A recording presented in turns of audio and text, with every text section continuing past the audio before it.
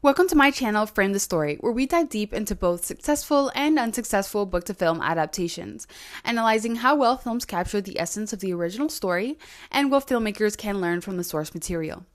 Today, we're tackling William Golding's Lord of the Flies and its 1990 film adaptation. We'll break it down into plot, themes, characters, and more, so let's analyze how this exploration of human nature translates from page to screen.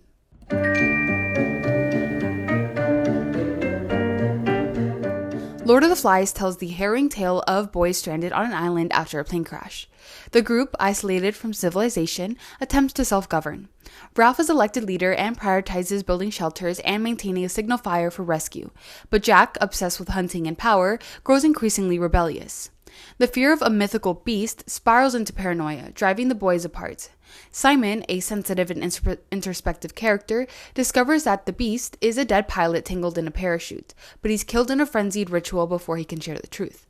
This event marks the boys' full descent into savagery. The climax sees Piggy killed by a boulder pushed by Roger, symbolizing the depth of reason and order.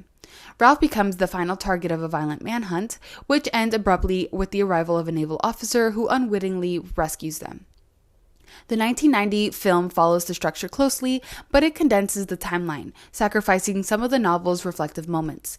For instance, Simon's discovery of the beast and subsequent death happen quickly, prioritizing visual and emotional impact over thematic depth. The themes of Lord of the Flies are as relevant today as they were when Golding wrote the novel. Civilization and savagery is the story's central conflict, with Ralph representing order and Jack symbolizing chaos. In the film, this theme is highlighted visually.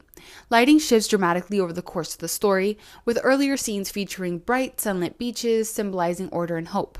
By contrast, Jack's hunting scenes are dominated by deep shadows and flickering firelight, reflecting the descent into primal violence. The boys' chanting is paired with low-angle shots of their faces illuminated by fire, making them appear wild and menacing. Fear and power also loom large. In the novel, fear of the beast fuels the boys' descent into paranoia and violence. The film enhances this theme through subjective camera angles and disorienting sound design. The camera mimics the boys' perspective with shaky, disoriented visuals, making the beast feel real. The music builds tension, immersing the viewer in the boys' hysteria. The loss of innocence is captured most vividly in Simon and Piggy's deaths. Quick cuts and chaotic handheld camera work create a sense of overwhelming frenzy during the attack, emphasizing the group's moral collapse. Haunting music that fades into silence as Simon's body drifts into the ocean symbolizes the tragic end of truth and purity. Now let's talk about characters. In the novel, Ralph embodies rationality and leadership. The film captures his role as a reluctant leader, but focuses more on his external struggles than his internal conflict. Both versions show Jack's descent into savagery, but the film intensifies his transformation. Jack's charisma is amplified in the movie, where fear and violence become his tools for control. Piggy's role as the voice of reason is consistent in both versions. The film emphasizes his physical vulnerability, making him an easy target. His death is visually impactful, though the philosophical implications of his characters are less explored than in the book. All in all, the characters are faithfully adapted, though the film sacrifices internal nuance for visual taste. Now, adapting a novel like Lord of the Flies is no small feat. For filmmakers, here are some tips. Use symbolism to highlight themes by introducing physical symbols that represent key ideas, such as a fragile item that signifies order, much like the conch shell in Lord of the Flies.